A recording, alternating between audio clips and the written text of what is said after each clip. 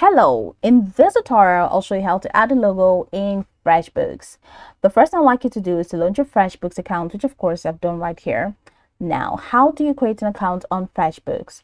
Launch in a browser of your choice and locate the search bar. In the search bar, type freshbooks.com. That's going to walk you right into the official website for FreshBooks. And once you get in there, just follow through the on-screen instructions to create your account. And of course, after signing in successfully, it's going to take you right into this fantastic homepage where you can now explore a couple of features to have an exciting time in FreshBooks. So now that we're here, let's quickly hop into today's steps, and that is how to add a logo in FreshBooks.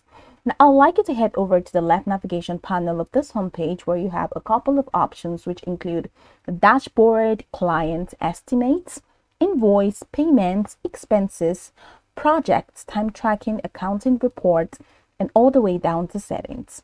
Now, I'd like you to head over to settings and click on settings, and that's going to open up the settings window.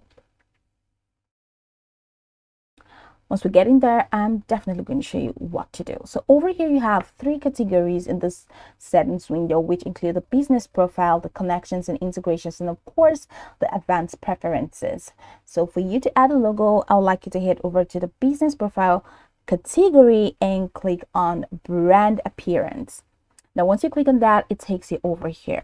Now you can add a logo from here. Yeah, you have theme color, you have font, and you have logo. So I have a logo here already, so you can delete the image.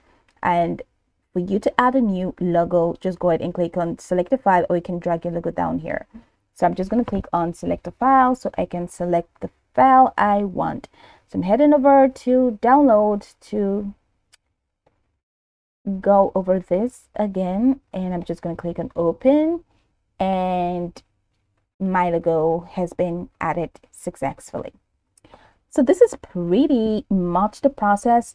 Don't forget to click on save changes at the bottom of the screen to save. Okay, so yes, save, and you see your brand appearance has been updated, your logo has been saved.